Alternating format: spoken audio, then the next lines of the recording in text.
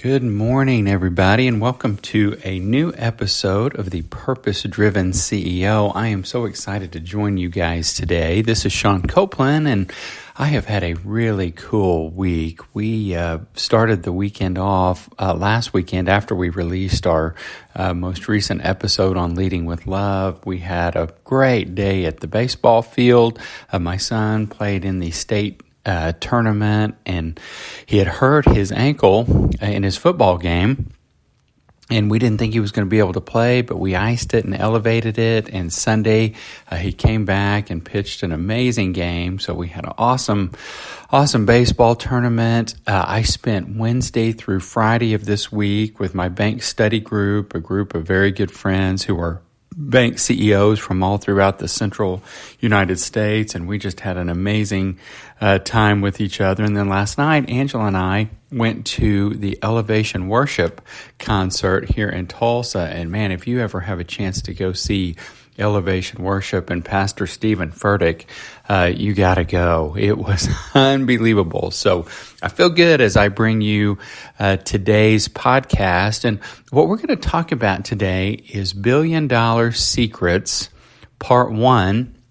And we're going to focus on personal effectiveness, kind of personal best practices. And the reason I want to do this is yesterday I was presenting to our bank study group, this group of CEOs, and I found that they were very interested in just kind of personal best practices, how we have built Regent from a $70 million bank to a $1 billion bank, and in particular, what I did on a daily basis to make that happen. Just kind of how do I live, manage my time, and that type of thing. So today, that's what I'm going to share with you as part 1. And I'm going to do 15 minutes today of best practices on a personal level. And then we'll continue this series over the next 2 or 3 weeks until we kind of exhaust these best practices. So remember, there is no right or wrong way to live, first of all. So what I'm going to tell you are just some ideas.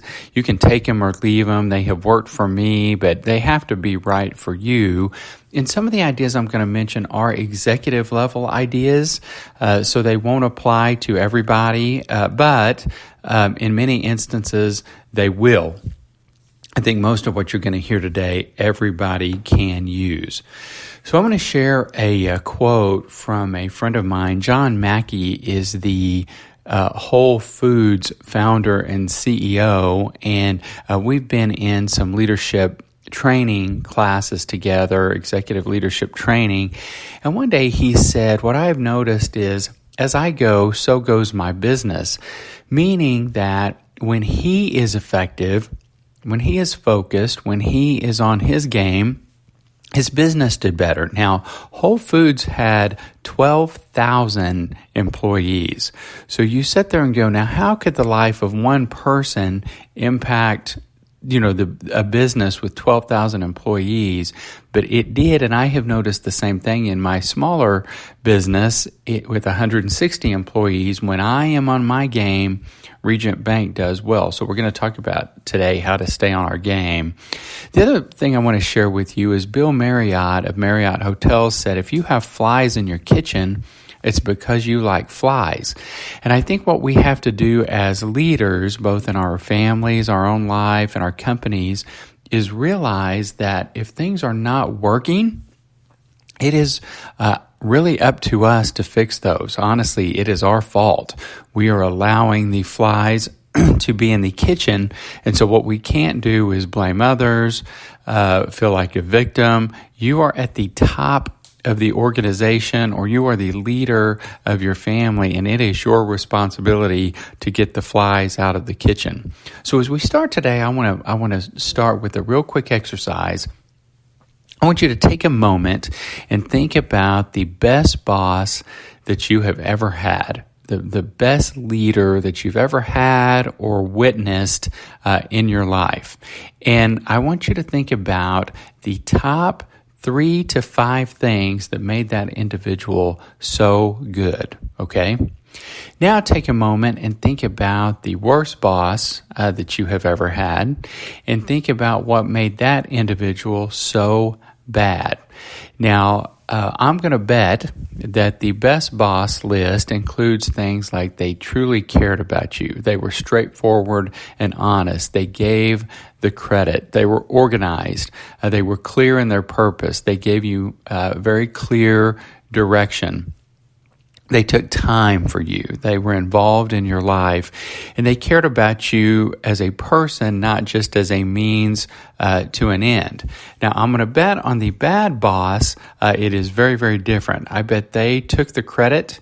I bet they were disorganized. I bet they were all out for themselves. I bet they were murky in kind of their direction and clarity for you. I bet you could not trust them. I bet they were people that you could not believe. I bet they were backstabbers, perhaps. And so here's why I ask you to do this. Most of our listeners are leaders, and many are executive leaders.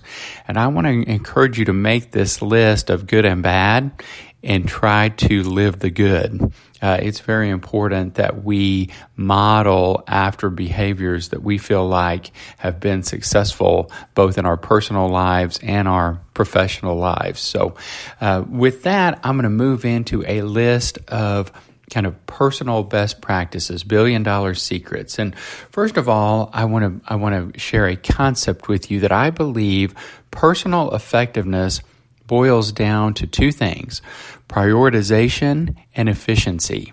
Prioritization meaning that every day of your life you focus on the right things.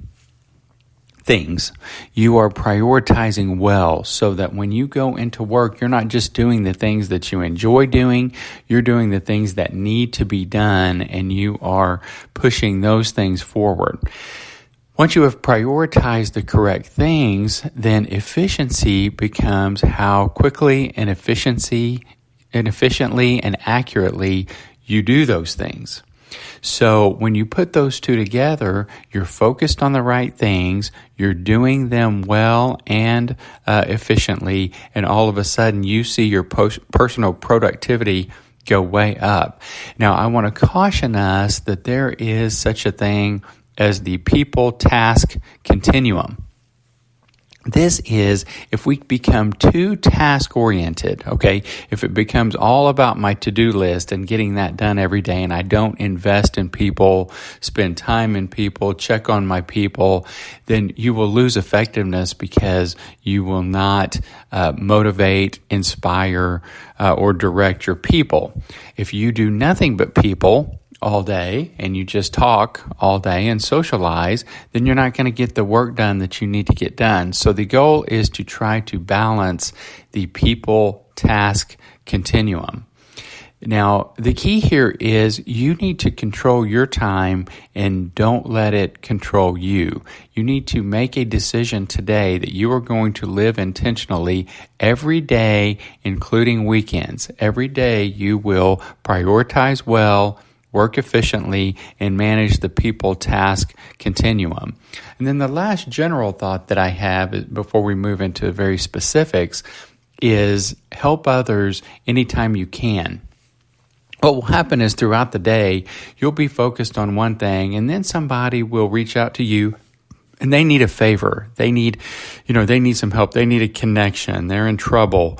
And if you can help them, you should stop and help them. Those are what I like to call God winks, when people bring those into your life. Now, this is different than empowering your people by not empowering your people by doing their work for them.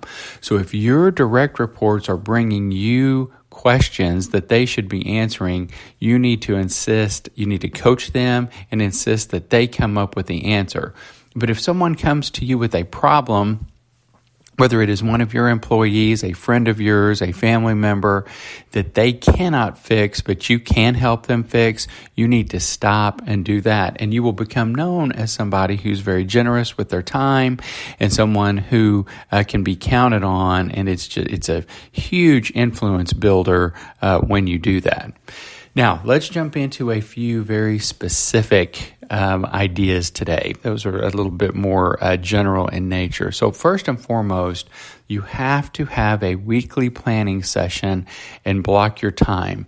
So every Sunday evening, I take probably about 30 minutes. I look at my overall to-do list. I look at my schedule for the week. I think about what are the top 10 things I have to get done this week. And then I go into my calendar and I block time for those 10 things. I make sure that I have, now they may only take 2 minutes. I mean, it might be a quick phone call. It might be an email I need to send to somebody. They may not take that long. Whatever time it takes, though, it is on my calendar. The way that I am able to always get these done is I never take any meetings before 10 a.m. That is one of the things that Shelley, my executive assistant, I know is the most frustrating, but it's the most important, is people are always wanting to come in and meet. And I like to meet with as many people as I can, but I have to get my work done as well. So the way I do that is I am most productive in the morning. And so I try to get in the office at 7:30, and I keep from 7:30 to 10 open. And that is the time when I get all these key things done.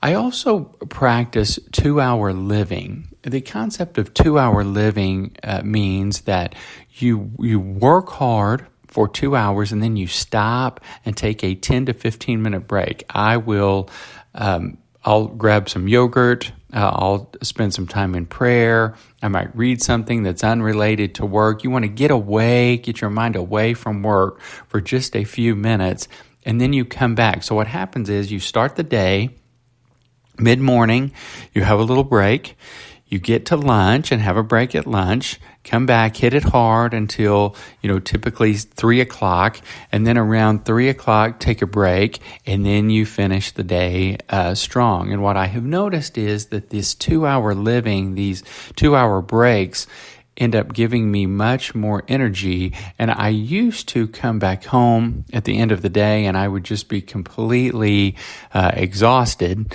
And what I've noticed is it gives me a lot more energy now at the end of the day for Angela and the kids when I get home. Another best practice, I think, is you've got to cut off your phone time. I used to be absorbed with work all the time. I was always looking at texts and emails, even when I was at home. And so one of the things that I do is at 6:30 every night, I turn off my phone.